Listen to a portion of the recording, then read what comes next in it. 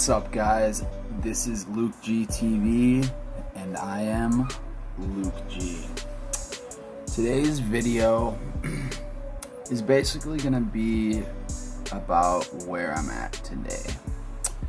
I didn't think I covered this in the last video, but I actually was just released from jail again, not including the time I was in jail from the last video I made, but I actually was just in Hennipen County Jail for roughly 21 days. This time I was in jail on a probation violation. I touched on this in other videos too, but after my landscaping season ended, it's also kind of a seasonal depression thing, but I've always gone into these seasonal depressions when the winter comes. The winters in Minnesota are long, they're cold. At the peak of the winter time, I mean, it gets down to 40 below, and I lost my car due to a DUI. My car was seized by the police. So the last couple years I haven't had a vehicle. Getting to work has been tough, and just socializing with people and doing what I want to do as a 30-year-old adult has been tough, and it's been humbling. So this winter has been filled with me in and out of sober houses, relapsing. I spent all my savings. I spent a lot of my Bitcoin and Ethereum and my investments, all on opiates and other drugs, and it's been a tough winter, because I really, when I went to treatment last summer, I really thought I was done. I had a really good attitude. I was starting to look good, feel good. I had a steady income, and I was really feeling good about myself,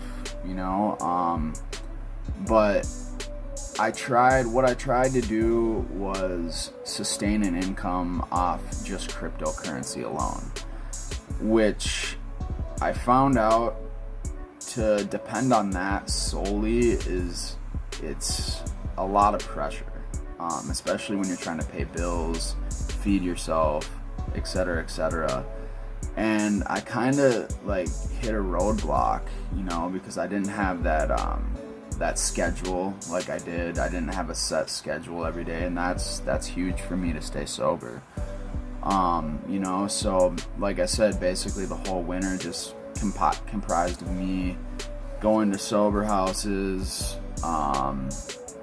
just not really, a lot of these places I go to, the people would still be using, and I just didn't particularly like a lot of the people in these sober houses. It was a very depressing kind of atmosphere in these places, if you will. A lot of the sober house managers just kind of are on this high horse. They got egos, and they like to push their power around, and that could be a problem of mine too, a character defect that I have, the anti-authoritarian kind of mindset.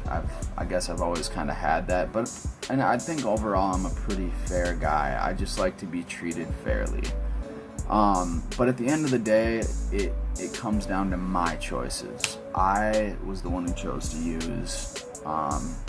I was the one who chose to keep messing up, and I really, if I want to continue to stay sober, I gotta own that. So anyways, like I said, in and out of sober houses all winter.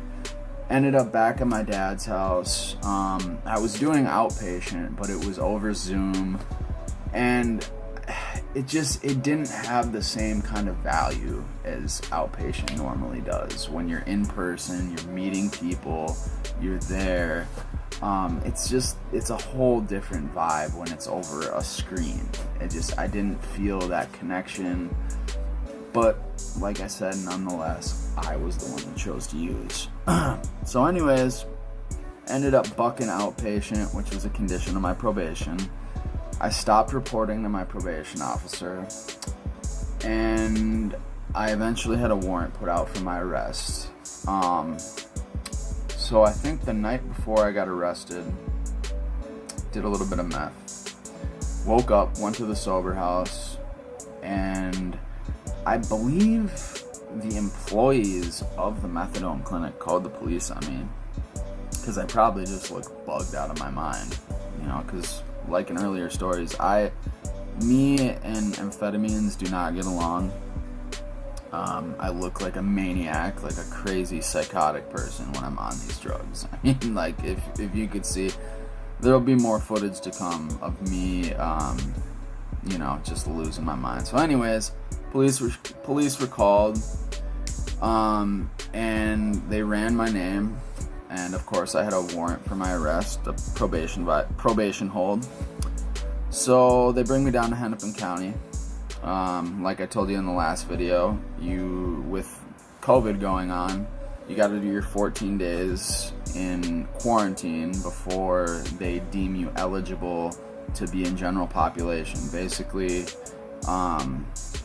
they want to make sure that you don't have COVID-19.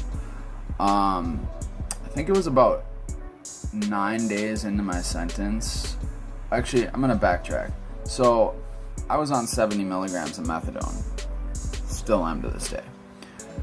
So I was freaking out nonetheless about me having to transition onto Suboxone or Subutex, because obviously at this point I know that the jail has Subutex from the last time I was in there. So I wasn't too nervous, but I knew I was going to have to go through some discomfort switching over to Subutex. But to my dismay, 3 weeks prior to me being incarcerated in Hennipen County Jail, they had just started a new methadone program within the jail. So this program basically consisted of, if you were already on methadone before you were admitted into the jail, then your clinic could send your doses to the jail directly. So basically I got to get back on methadone, which I was so happy that I didn't have to go through all that kind of stuff. So wasn't too bad, honestly. Wasn't too bad. Couldn't really complain. I was getting meals brought to me in my cell. I was in quarantine for 14 days. Got my 3 meals brought to me. Got my methadone brought to me every day. So yeah. Anyways, I think it was like 9 days into my stay, maybe 10. The nurse came up to me when she was bringing me my methadone, and she asked me if I wanted to get a COVID-19 vaccine. I was like, might as well. I'm in jail. I might as well do something positive. So a few days later, I get the Johnson & Johnson 1-shot COVID-19 vaccine. I think it was the next day or maybe 2 days later, they deemed me eligible to go into general population. So I was in the old jail, which they call the dungeon. There's no hot water in there, cold water. But, the nice thing was there was a TV right in front of my cell. It was single cells. It was like, I'd say 8 cells, like in a little circular block, with a couple benches in the middle. But yeah, my cell was right in direct vision of the TV. So I got to kind of, I throw my mat on the ground, lay back, watch TV. Really wasn't that bad, honestly. But yeah, then they moved me to general population, went to the new jail. Got a single cell once again, and they let us out an hour and a half twice a day. And the new jail is 2 tiers, about 70 inmates, and they got a basketball court on the other side. There's like a little corridor to a basketball court, so you can play basketball. They got chess tables. They got you can play cards. You buy those out canteen. They got 2 TVs, and yeah, it's just a much cleaner jail, nicer jail, hot water pressure. And this time around, the kitchen was open again, so we got what was it? Just the normal breakfast, just thing of cereal, an apple, and a milk, and then lunch. you got 2 bologna sandwiches, some chips, an apple, and some cookies, and some little bag of carrots. And then dinner, you got a hot meal. So that it was a little bit better this time. It wasn't nearly as bad as the last time.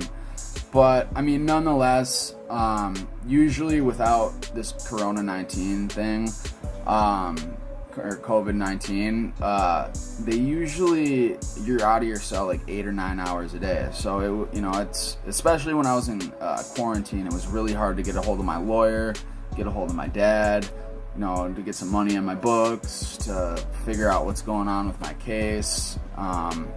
So it is very restrictive with this COVID for the inmates. It's hard on a lot of people because, sometimes they don't let you out for your time out, which they're supposed to let you out. But, but anyways, so right when it was like, I think my second bail hearing, it was like a $20,000 bail, $2,000 with conditions, $2,000 cash with conditions, and I didn't want my family to waste the money on the bail. So what ended up happening was, my attorney signed me up for the Minnesota Freedom Fund, which was created, after George Floyd's murder. It was kind of created for a lot of the protests that were going on to help protesters get bailed out, etc., etc. I have no opinion on that stuff either way, so, leave that stuff out of the comments if you could. So I signed up for that, and George Floyd's trial started Monday of that next week. So my lawyer said, you're probably not going to get bailed out by the Freedom Fund. Anyways, 3 weeks later, the protests or riots never happened, so I ended up getting bailed out about 3 weeks into my sentence, or in my incarceration. So, they offered me, I think the prosecutor, he talked to my public defender, and they wanted me to do 45 days in the workhouse. But I'm currently trying to get into treatment right now. My court date's actually tomorrow. I already have like 30 some days sober, but inpatient treatment wouldn't hurt. I've been to treatment multiple times, but it never hurts to get some sobriety under your belt before you hit the real world. That's my plan, to go to treatment, maybe some kind of sober living or halfway house for a little bit afterwards, so I can get a job, save up a little bit of money, and then hopefully get my own place. So that is my current plan right now. I hope to have an interview with Daniel at Veterans with Anxiety. That we should be filming that today, possibly tomorrow, because I could be going to treatment any day. So those are my plans, guys. I'm probably going to hit an AA meeting tonight. I've been going to as many meetings as I can. When I first got let out of jail, my first instinct was to want to go and get heroin. But this time, and every other time I'd got out of jail, that was the first thing I would do. Go get a bottle, go get heroin. But this time, I was just, I did a lot of thinking in jail, and I'm just, I'm kind of disgusted with myself, the way, the worry it's put on my family. It's aged, my addiction has aged my dad. It's worried my grandma, it's worried my mom, to the point of a lot of crying, and they don't know if whenever they're gonna get the call that I'm dead, because I'm an IV heroin user. My drug addiction, there isn't many levels past where I'm at. You can't really get too much worse than an IV meth, heroin, and cocaine user. So, I'm doing it for myself, but a big motivation is to stop hurting my family, to grow up, become a responsible adult, and start thinking of other people instead of thinking about myself. But that's the update, guys. I really appreciate the new subscribers, even though it's not very many. All I can ask for your help, just please like, comment, and subscribe. That helps more than anything. Seriously. So with that, I'm going to leave it to you. Peace out, y'all.